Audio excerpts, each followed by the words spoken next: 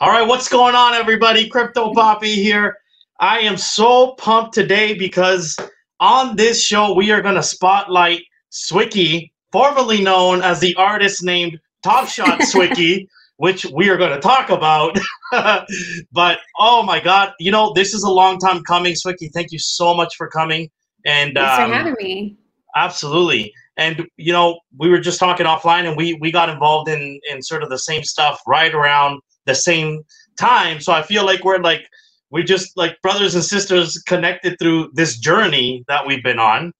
And Yeah, for sure. I'd love to know about your journey. And I know you're also a creator of content and I own one of your NFTs. And I'd love for you to talk to us about that. And but let's start with sort of just your background in general, even before NFTs. Tell us a little bit about yourself. Oh, my background. Well, I grew up on the Central Coast near Monterey, and my parents, they were they were a nurse and a postmaster, and my grandparents worked in the field, so have really humble beginnings. And I still, of course, love my family very much. I talk to them all the time. I haven't seen them since COVID, but hopefully that's going to change in the next couple weeks. I went to school at UCLA and USC. So I'm a Brojan, and I've always worked in mostly creative fields. I worked in publishing for a long time. Then I worked in the entertainment industry for a long time. So I switched it up and decided to be a branding consultant and had my own clients for a really long time. And when COVID hit, I feel like life kind of slowed down and I was looking for something to do. And one of my friends, actually two of my friends, they asked me about NBA Top Shot, and I didn't know what it was. And I so happened to get in the queue for the rare All-Star pack. And then I got a Bradley Beal, a really low serial, and then I was hooked. So that's how that happened. Nice. So you came to Top Shot via two friends, and did those friends sort of come on your NFT journey beyond Top Shot, or did that end there for them? Not really. I mean, they do collect Top Shot, but they have like families and a whole like other life happening. So I feel like I kind of jumped in and I got really obsessed with it, and then I just didn't stop. Yeah, and I asked you that question because I share the same experience where I brought some people into Top Shot and they kind of just stopped there.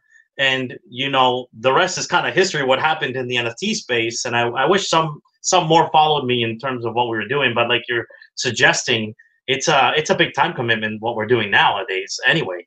So it's not for everybody, for sure. It's like a second full-time job, basically.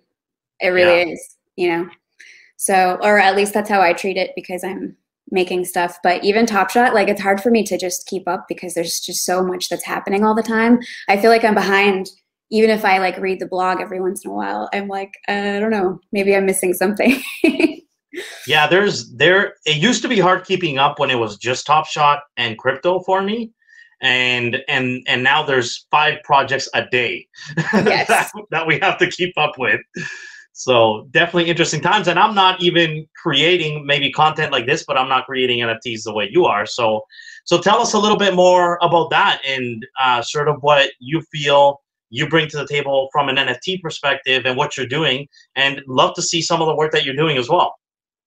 Yeah, I have always been that like kind of like loner creative kid. I didn't have siblings until I was 7 and 10. So I mostly was like by myself with my grandparents. And so they'd, have me draw or whatever. So I was always really creative, but I just never thought that it would be something that I could do for myself or like make money off of it or anything like that. Being in the creative field, of course, I managed many teams to be creative, but I did all of those things as a hobby on my own. So it wasn't really something that I thought I'd embark on. So being in the NFT space, I saw a lot of people doing amazing things and stuff that's like way beyond my level, things that I can never do. But I decided just one day to test it out and put 3 NFTs up, and Mike Laser, he bought 2 of them, and I just was like shocked out of my mind. I couldn't believe that they sold it all. And then, people started asking me about them, and I didn't really plan. It's not like, like they have NFT projects like Monster Blocks or like, Divine or whatever, Ghosts, that they like plan these long roadmaps. They have all this involvement in community, and me, it's just an art NFT that you know, I have that I generate from my lucid dreaming. So for me, it was just kind of a way to like get all those things out. And, you know, the fact that anybody appreciates it at all is just like mind blowing to me. In the NFT space, we like genuine people. We like, you know, we invest in people a lot, right? And I am sure that is why you got some people's attention. I'm sure your art is great. I haven't seen the pieces that you're referring to specifically. I love Moonbeam, and we're gonna have to show my Moonbeam because I love it. Yeah, so this is Moonbeam 11. So tell me, let's take a step back for a second. Tell us about the projects that you've released so far and where you are in that journey.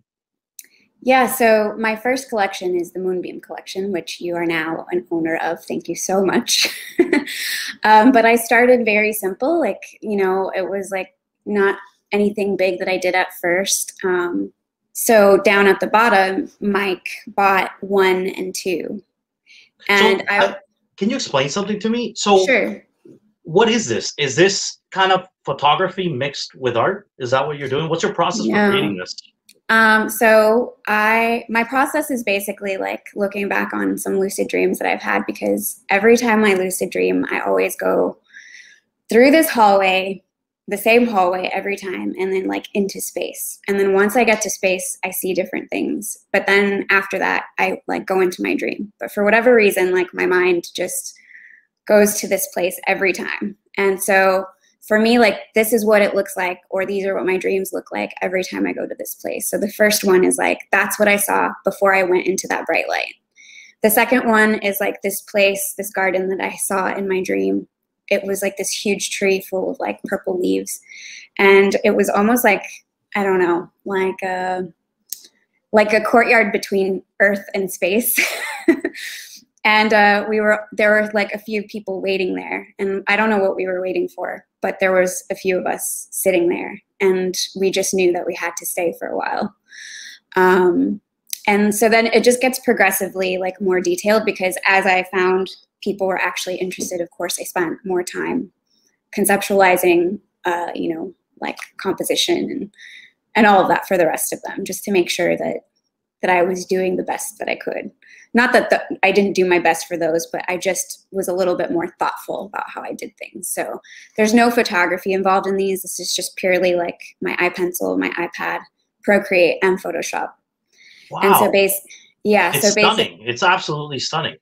Thanks. I mean, there are tools, of course, for artists to like, you know, the brushes that we use, the blending that we use, the things that they provide for us already. Because, you know, digital art is, I mean, I don't want to get canceled, but it is a little bit easier than, you know, the stuff that people are doing with painting or watercolors.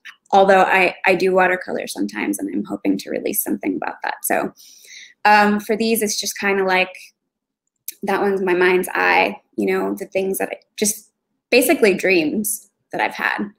I would say number 9 is probably the most intense one that I've ever had. It's up at the right corner for you, I believe. And that one was like, I was flying into space so fast, I can't even tell you how fast. It was just like a jet. And I heard all these voices passing me by. And at one point I heard my grandfather's voice, who of course passed away. And he was trying to tell me something, but it was crackly like a phone line. But I knew it, like all of a sudden in my dream, I knew that I was dreaming. And so I wanted to hear more from him. And so I just was asking him questions, and he was talking to me through that portal. And then I woke up. This is, I don't think I've ever, this is so amazing. Like I'm discovering so much about something I know nothing about. Like I literally don't know anything about lucid dreaming, and I don't know that much about art itself, to be honest. I've never just kind of had an eye for it, but I actually thought what you were doing, it was photography mixed in with art. So it's super impressive that this is like created basically on a canvas, on a digital canvas. Yeah. It starts totally blank. I don't have like templates or anything like that. Like these are just things that I've seen in my dreams, or mostly that. And do you have to get to work right after this dream happens and make sure you capture that right away? No, I mean, some of these I had like years ago, but I remember my dreams very vividly because they were just so, Like Yeah. literally, you had a dream years ago, and you can actually just say, okay, I'm going to reproduce that dream. Yeah, because I usually write down. I mean, I have a reference because I write down some of the dreams that I have, but it's so like visual to me. Like it's almost like as if it happened and I was there, like a memory. It's not like, oh, I dreamt something like a regular dream and then I'll forget about it a couple days later. It's like I was actually in space.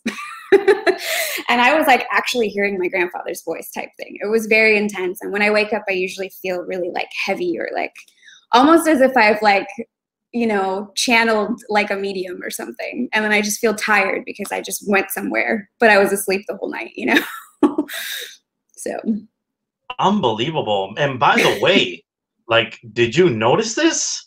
No, I did not. Or wow. Like, wow. Do you know Ayers?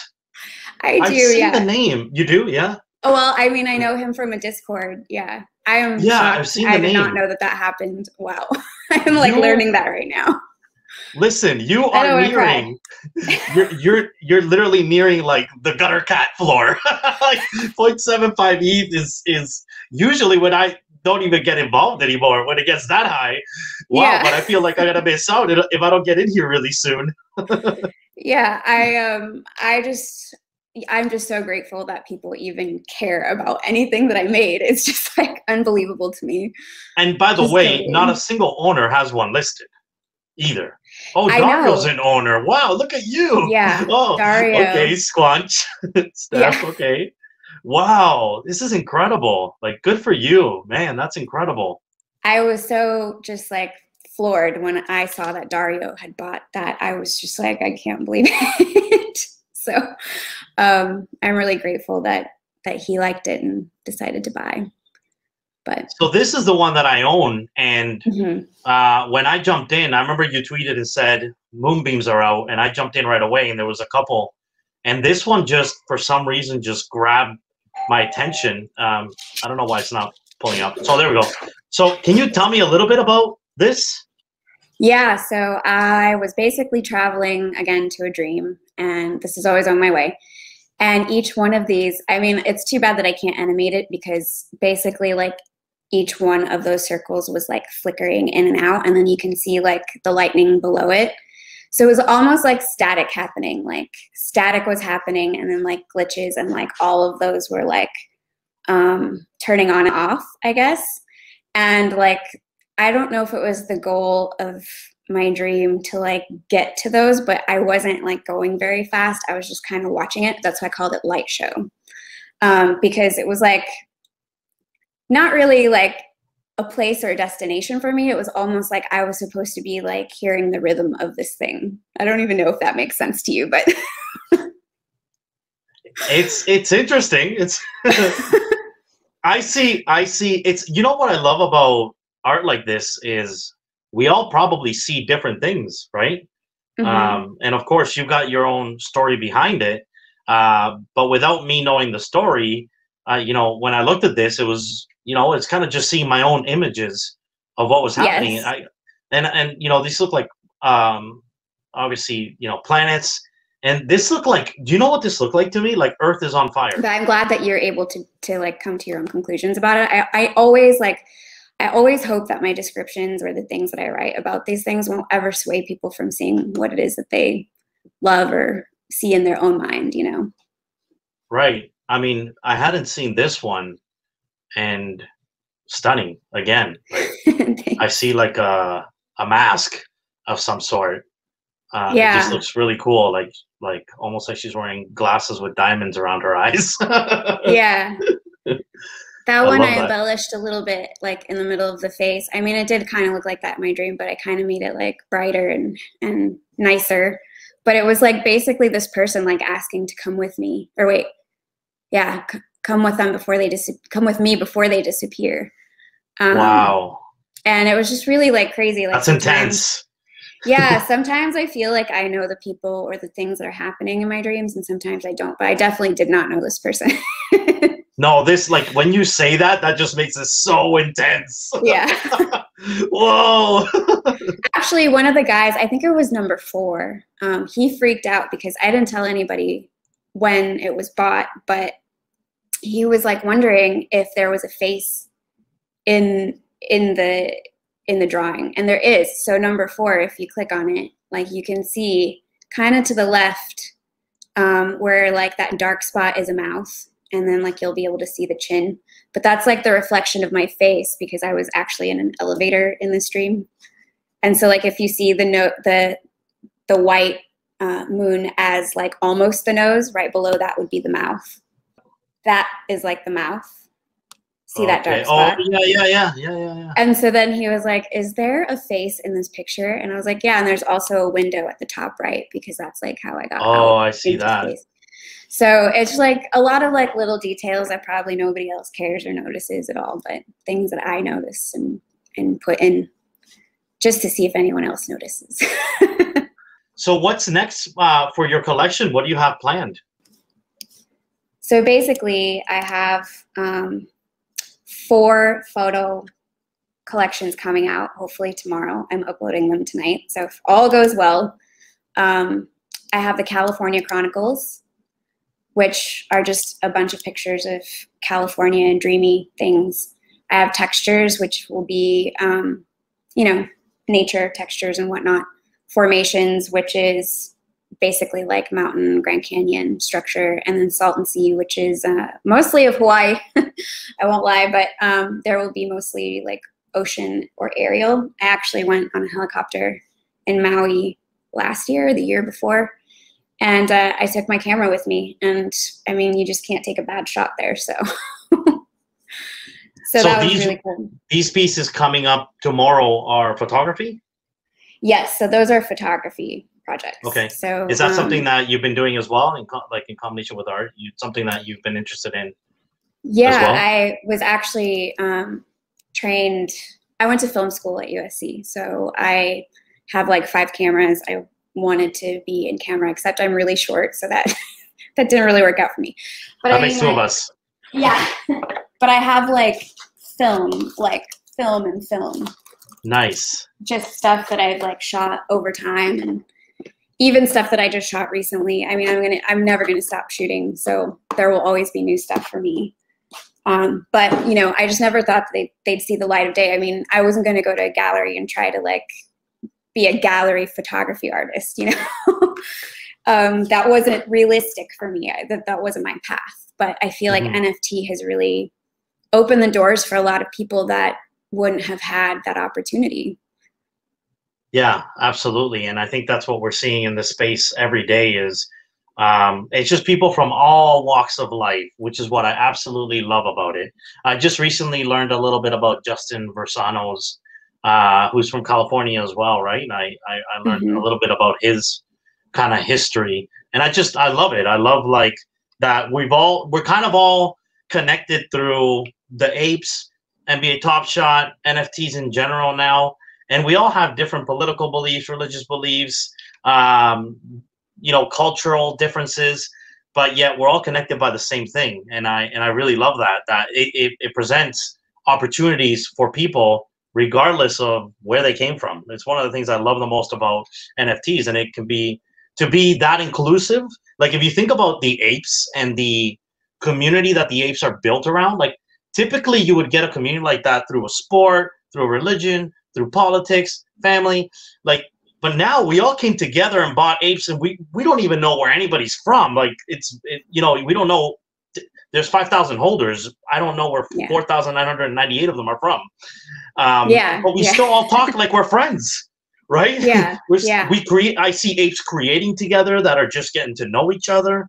So there's going to be so much good that comes out of uniting all these people together that otherwise may not have had an opportunity, like you're saying, to actually pave a path for themselves, and especially something that they're super passionate about, right? Exactly. It really levels the playing field for people, you know? Well, I mean, talking about it not like the way that like someone like Dingaling could like go in and just buy up, you know, whatever he wants. It's more like, you know, with the apes, there was one mint price, you know, and whoever got it, got it. And back then, like, there wasn't like that grind hype like there is now, right? So like it existed, but I feel like, you know, it wasn't like a daily thing. And so for me to have gotten an ape, I mean, LeBour James is the one who brought me into that. He texted me. I was like already in bed. And he was like, you need to get up. And I'm like, what? Why? And he's like, you have to buy an ape. And I'm like, an ape? And I looked at it and I was like, I don't know. And he's like, just trust me, just do it. And I'm like, okay. And then I bought one and I was like, you know what? I'm going to buy another one. I've tried to buy another one, but I got outgassed and somebody beat me and then it sold out.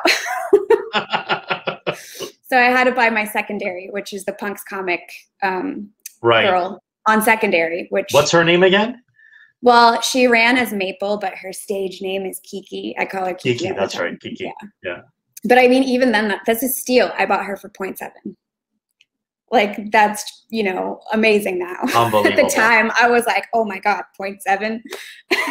I feel so silly that I was flipping apes between 0.08 and 0.5. I remember clearly. I'd be like, I'd get one for 0.1 and sell it for 0.2 and be like, yo, look at me, I just made some money.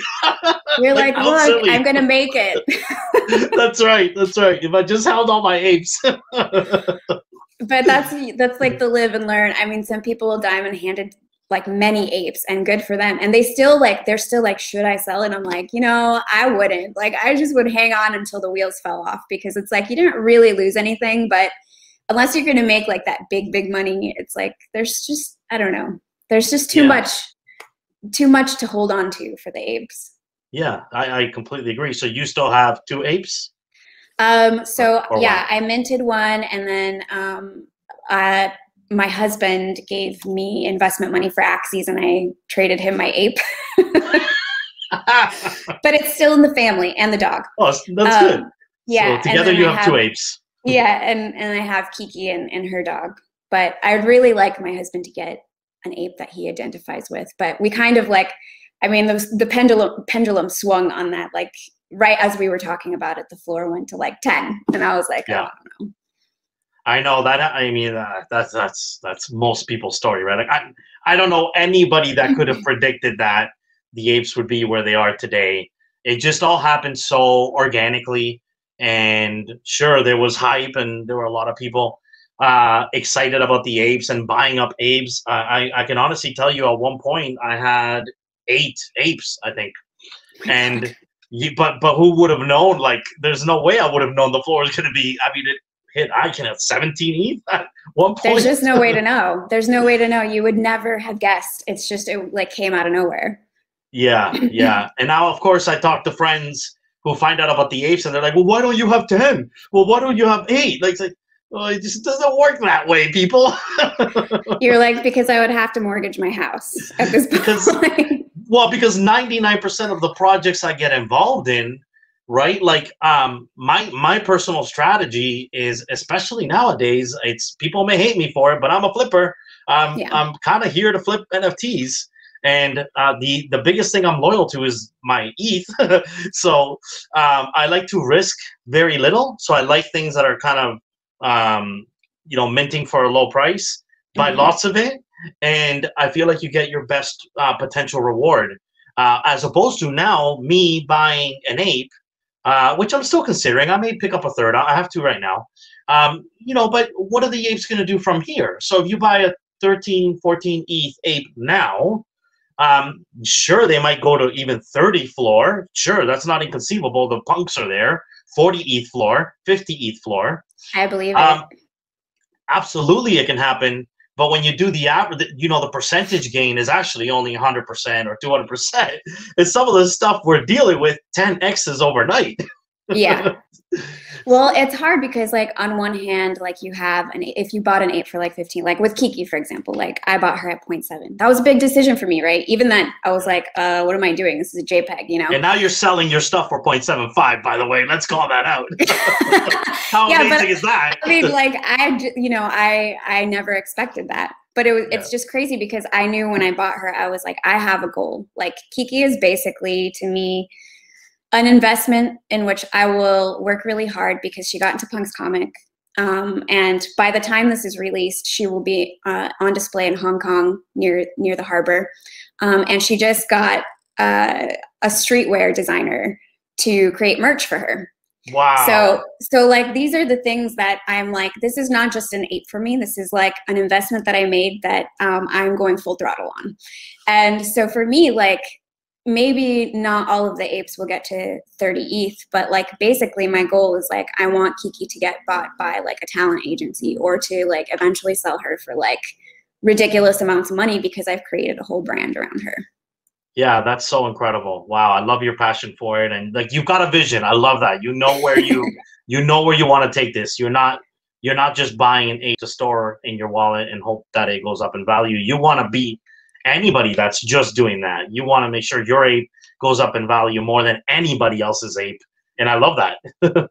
Yeah, I mean, there's nothing bad about like, you know, driving her to do all of this, because it's just good for all of us in general to have the apes and like strive for, you know. So like, it just started as a harebrained idea and something I was making fun of, and then things just kind of started like lining up and happening. I was like, I guess this is not just an idea anymore. It's actually like happening. And so I just kept going with it. And anytime I get an opportunity, I just take it. Yeah. Have you thought about potentially in the future fractionalizing the ape as well, and letting others kind of come in on that investment and that brand you're building? No. All right, I love it. No, because I'm like, I mean, you can probably tell I'm a perfectionist. I'm really like, you know, like very methodical about how I do things, and I just really don't need second opinions on things. Like, you know, I have my instinct, and if my instinct is wrong, I have no one to blame but myself. Otherwise, I feel like it could get pretty messy. So. Yeah, no, that's an awesome approach. Yeah. Man, I think Kicki will do well. Kicki's so popular right now. Like, I think so far you've done an amazing job building her brand. So, and I'm so jealous of you guys in Cali. Like, I saw you guys with your get-togethers and the apes partying together, and people that I've been watching on Twitter that we minted apes with. I wish I was anywhere near California so I could go to these things. You should have flown here for that. What's that? You should have flown here for that. I'm in Canada, so you can't. Yeah. Yeah, we're still dealing with COVID and crossing borders and all that stuff, right? So we still can't do that, but hopefully soon, you know, we can start to get more involved. I can start to fly more to the U.S. and get more involved in the stuff that's going on, because a lot is going on in the U.S. But you will see pictures in a couple of weeks, Swickie, with the Toronto meetup for the apes. So, awesome. You know, over here where we live with igloos, we do have apes as well. I'm excited to see that. I love Canada. I would move to Canada in a second if I could. Oh, yeah? Oh, yeah. I loved visiting. It was wonderful. Yeah, I love it too. I love it too. I'm not originally from here, but I wouldn't live anywhere else at this point. And so I know we probably just have a few minutes left. And I want to ask you a question. So, you know, the Swickie, the collector or the investor, outside of the creator, what are you investing in these days? What are you collecting, and how involved are you on a daily basis with the NFT Degen space? I'm pretty involved. Yeah, the Degen space. Well, I'm not a whale, so it's hard for me to like ape into things the way that some people do. But I know you have 2 apes. By now, you're considered a whale. Yeah, I mean, but also I'm like diamond hands, so it doesn't really help because I just kind of like store everything away. Okay. So I'm not, I mean, I've had liquidity. The best thing that I ever bought was the Punks comics, I'll be honest. Okay, okay. Well, those have done extremely well. Yeah, I bought 4 of them, and you know, I have 2 left, and I have actually we didn't even talk about Top Shot. I sold a mint pass the other day so that I could finish my 9 lives Top Shot. Nice, welcome. You're part of 9 lives. All right. Yeah. The only thing is that so I owe Girl Dad like my life, because basically my crypto got stuck in Coinbase, and it wouldn't move anywhere, and it wouldn't let me transfer it, nothing. And I had like, you know, $6K in there to transfer to get the last few moments that I needed. And he came through, he was like, do you need it? I showed him the screenshot. I'm like, I will literally pay you as soon as my crypto gets out of here. And I did a couple days ago, but now he can't send me the moments until Saturday. So I'm So you haven't been able to like verify in the Discord yet.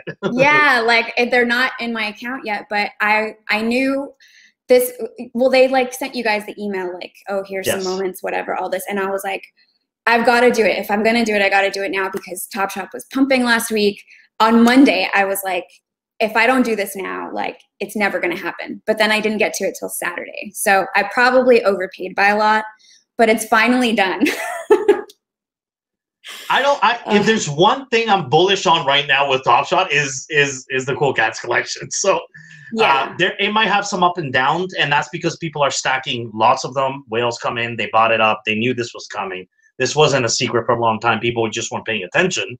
exactly. And so it's inevitable that now people are taking the profits. When LaMelo went up to 4,500, in fact, I even tweeted about this. If I had multiple LaMelos, that would have been the time to sell. But I only had one, and I'm not selling my LaMelo ever. Like I plan to be part of that group forever. I don't see me changing that. And I think a lot of people have the mentality with it. So this is just, shaking out those that have multiples, and eventually you're going to see a lot of diamond hands. And I'd be worried for people that are not in it, because I could see that set going to 10K fairly soon, to be honest. Fairly soon. Yeah, and I don't want to sell it either. Like, I don't want to sell it for 10K because I want to stay in 9 lives. I want my Cool Cats collection intact. So, like you said, if we had an extra one, it would have been amazing to have. I was too busy buying NFT Degen stuff, and that just luckily for me, I built the set for $1,500 when it was literally in the dumps. It was obvious they were doing something with Cool Cats. I didn't know what, but they didn't stop. They wouldn't stop talking about it. So it's like it was actually the last thing that I built on NBA Top Shot. The last moment that I bought was that LaMelo for like $400 or something like that. And that's crazy. That's crazy. But it's the only thing that I'm actually up on in NBA Top Shot. Literally the only thing. Yeah, it's the only one that's like surging right now, mostly because of 9 lives, of course. But yeah. Okay, so your Top Shot, Apes, Punk's comic, great investment. You clearly did well for yourself. And not only did you invest in Punk's comic, you found a way to kind of bring Kicki into Punk's comic and kind of make something more of having both of those collections. So good for you. Good for you. And Ghosts. I have wait, what? You have Ghosts? I don't have a Ghost. I have the Cosmic Zodiac. And I got the free airdrop, and then we're gonna get a free airdrop once a month for the next 12 months. So I really regret, of course, just like everybody else, not trying harder to get like an original Ghost. And a couple of times, I've been in that Discord since like April or something, May, and I was just constantly in there, but I was never fast enough because, they do all the like ninja drops and the games and this and that. And who has time to sit there and monitor, Yep. That's what happened to me. It was too much effort. It was too much effort. Like, we just want the quick thing, right? Yeah, well, there are some things that I want quick, but like Ghosts and Punks comic and Apes, those are like, the classics that will never fall out of style, I think. And and even the Cool Cats, like, I think they're kind of on their way, but a little bit slower. But I think those are like the staples, and I have Zed horses. I have a whole stable because I got one for cheap, and then I won one, and then I got a gen horse, and now I have 5 horses. And that's just like passive income that I don't even have to look at, I just continue to stud. Nice. And then it just happens. So amazing. What's your lowest Z generation horse? I have a Z5, but I'm actually in the market to get a lower gen so that I could probably breed them together. Because who wants like a Z23? Like, nobody wants that. Nobody, yeah. And the ones that I got that I did breed, they haven't done anything for me. And nobody breeds with them either. What generation are they? I have a bunch of Z9s and Z10s that are Genesis horses that nobody breeds with except my Alano, because he's got a 7% win rate, so people breed with him. But I do have some like Z12s and 14s and bred with like Nakamoto's, and they're all glue. They're all glue. They suck. Yeah.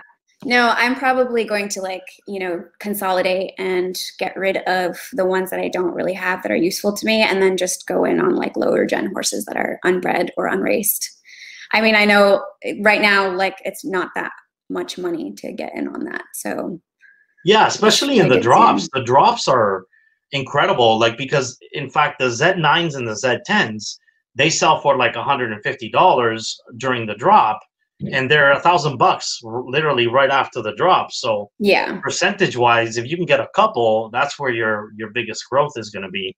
So the first drop I went with kind of Z6s, and then the Z6s were selling for the same price in the secondary market after I bought the Z6. And worst part is that I raced it and it was a dud. So oh no. So it went down in value. And then for the next drop, I'm like, oh, okay, I'm never doing that again. And I just got 5 Z9s and 10s in the second drop. And so that's going to be my strategy from now on. Because if you do want a Z4, Z whatever, right? A Schwabo, for example, because I don't think I'm going to buy a Nakamoto anytime soon. So if you want that, you might be able to get there by flipping Z9s and 10s quicker than just buying a Z6 that doesn't actually change in value much after the drop.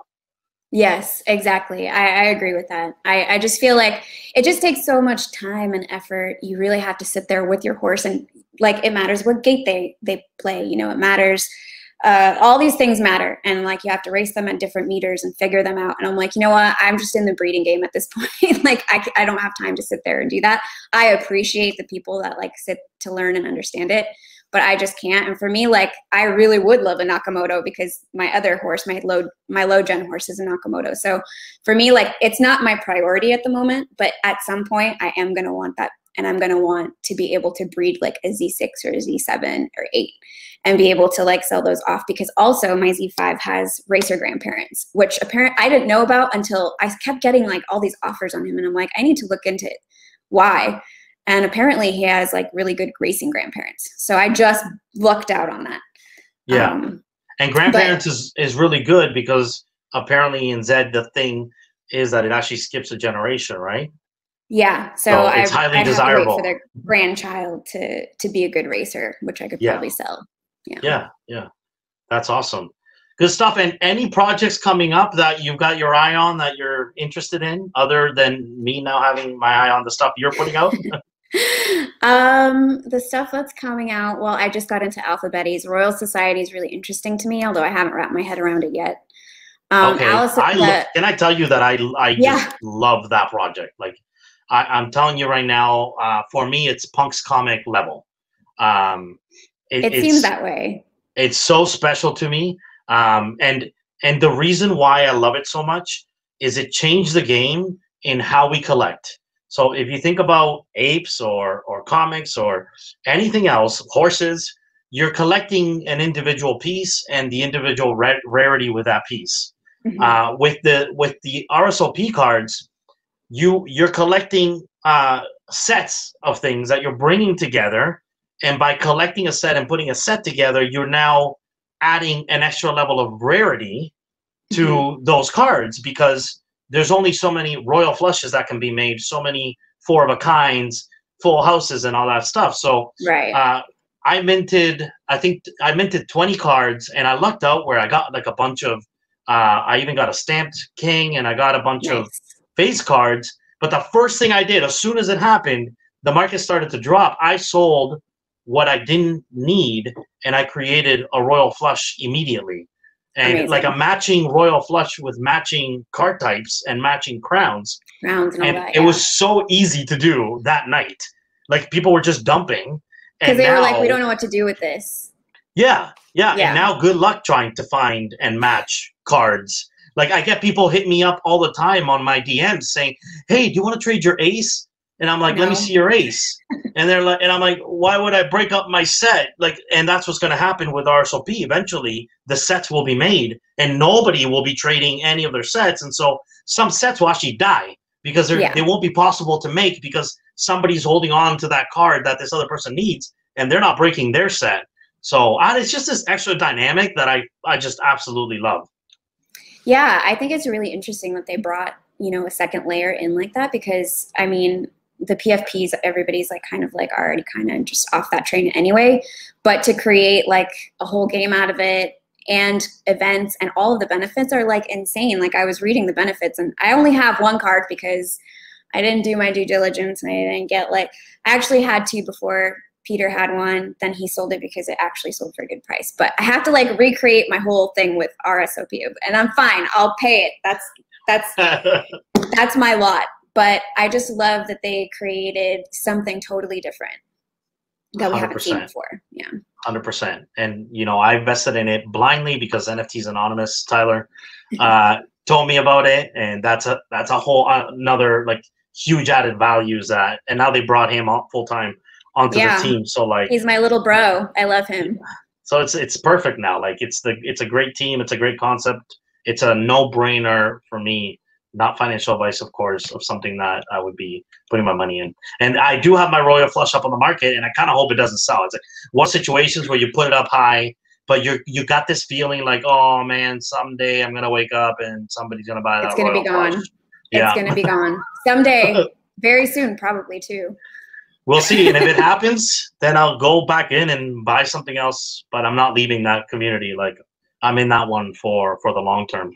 But if somebody were to give me the ETH that I put it up for, you can't, you know, that's where I couldn't say no at that point. Yeah, like, you have a price, and that's fine. Yeah. Yeah, I could buy a Z1 Nakamoto. So, you know, like, or a really good ape. But anyway, any projects that are coming up that haven't minted yet that you got your eye on? You know what? I haven't kept up the last couple days because I've been trying to like do my collections. So upcoming, I'm not sure about. The only other thing that is on my mind right now is a curated art block because I've missed probably about 8 weeks now. Me too. But now I'm like, you know what? I'm learning from everybody else like how to play the gas game. Although these are now Dutch auctions, I think. Yes. Yeah. I think the last one was. Yeah. So I missed the last one, but every time before that, it always failed. So, but I've been trying for like a month and a half, I think, or 2 months now. A month and a half. So I'm like, finally with this Dutch auction, like maybe it'll happen. Yeah, well, we'll be there together. And I don't have a curated one either. I have a factory one that isn't doing so well. The flowers. Oh yeah. Yeah, they're not. I don't know. They're not getting too much attention, but whatever. They might come back around. It always happens that way. Yeah, exactly. I'm not too worried about them. There is one project that you and I know about that we have our eye on, which is tomorrow, and that's Monster Blocks, right? Oh right. For some reason, I kept thinking that it was today. That's tomorrow. Yes. So I thought it was today too. I actually tweeted yesterday that it was today, and then I realized it's not today. It's tomorrow. No, I think that project is so clever. I really love it, and I mean, those guys, the team. I really love their team. I love everything about them. I mean, I love Mike. I love the artist, Gossip Goblin. So I'm really hoping that they have a really successful launch. Yeah, I'm super pumped. And Chris, the developer, he's just a whiz. He created a tool that the Swickie and I have access to, and I can tell you, like, that tool's been game changing for me, and in terms of leading me into the right places of what to buy and being able to detect rarity when projects launch. And so I owe him a lot. And yeah, he's a genius. He's a genius. He really and regardless of anything, I actually really like the concept of the project where you're going to get to buy again, this is kind of like an RSOP thing, but done differently. But I'm loving these projects where you're not just buying an individual piece and then it has its own rarity and that's it. You're buying you're buying individual pieces and bringing sets together.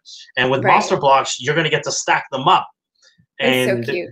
And it looks so cool, right? Like anyway, you can actually take your own creativity to it and buy a bunch of different blocks and stack them together, and now you've made your own NFT. I suppose that, and I wasn't clear about that. Do you know if that's going to be an actual NFT when you choose to stack blocks together? I think that it kind of works like slots where you could trade in and out, but don't quote me because I haven't I did like the general reading of everything, but as far as the blocks are concerned, you know how Ethlings works? Like they have different slots and whatnot. I think Mike said you'd be able to trade all the blocks and whatnot. So I think you'll have pieces and then they come together. Right. Yeah. And looks super cool. And Gossip Goblin's been on this channel too. So love everybody that's part of the team. Love the creativity. They're very trustworthy. They're definitely not 3 Russian dudes. Yeah. I mean, I at least talk to them every single day. I would trust them with anything in real life, surely. I've never even met them. And if they came to my door and I had to trust them, I would. That's how crazy it is. Absolutely. I heard of this is, again, just about this, the space and how it brings people together. I saw someone tweet, I'm not kidding you, that they were trusting someone they just know through the NFT space with a twin flames. Do you know about this? Did you see that? No, I didn't see that, but that's really crazy trust. Let's say, like, twin flames are going for, like, for those that don't know, like 60 ETH. Like, floor, by the way. And this guy tweets out and goes, well, I'm putting all my trust in this guy. He needs my twin flames and he's holding it. I'm like, what? But that is the environment that we're in, where, you know, there's people you meet that you trust. It's almost like their family, because you're all hustling, you're all grinding, you're all doing the same things. And then, unfortunately, every once in a while, 3 Russian men will show up and ruin the party for a bit, and then we'll forget about them. Yeah, horrible. But yeah, you're right. I mean, like, Girl Dad, like, why did he trust me enough to buy me those, like, moments? I mean, it was, like, unbelievable to me. Maybe because I grew up in the hood, you know? Like, you don't just, like, buy people shit like that. They may not pay you back. But, like, he was just like, I can just sell them if you don't. And I'm like, but I'm good for it, you know? And it was just, like, the idea that he, like, trusted me so much to do that was amazing. Yeah, I love it. I love it. All right, Swickie, thank you so much. And by the way, is that how you pronounce it, Swickie? Yeah, Swickie. Swickie? Where does the name come from? Everybody asks that. Yeah, so my husband, we go to the bakery and they have those little Chinese pastries, and they're called sweet wife cookie in Cantonese. Okay. And so then he was like, sweet wife cookie, Swickie. And then it just stuck. And then, like, now some of my friends call me that, and it's just a nickname. Awesome. Love it. Love the story too. All right, Swickie. Well, thank you so much for coming. Long overdue. I am so glad we could finally have this chat. I wish you the best of luck tomorrow in launching your NFTs that you're launching tomorrow. I'll make sure to tweet about them so everybody knows where they are and how to get them. And hey, don't overlook those moonbeams just because they're sold out, because clearly people are already paying a lot of money for them. They're on secondary. They're pretty special too. If you can find them listed at this point, you might have to, like, coerce people to list them, because I didn't see that many listed, which is very interesting as well. Yeah, that is. I'm so grateful to you that you even, like, picked one up. I'm just, like, again, mind blown, and I'm so grateful. So thank you very much, and for having me on the show too. Absolutely. And like I told you, I'm getting a nifted wall display. I actually traded it for a Steph Curry moment.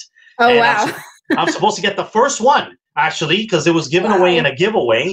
And then the guy that won it, you know, traded it for a Steph Curry moment. And that's supposed to be coming, I think, any day now. And I could literally visualize Moonbeam on that screen, more so than any art that I really have, because it's like the first real piece of art that I have in NFTs, because, you know, the rest is cats and dogs and apes and everything else, right? Yeah, please. Yeah, I would love to see it. So definitely tag me. I will. I'll send you a picture for sure. All right, Swickie, thank you so much again. Hopefully we'll have you on this channel soon, and we may actually be tomorrow on NFT God's channel, limited edition racing. We'll tweet it out, and hopefully we can make that happen as well. Thank you so much.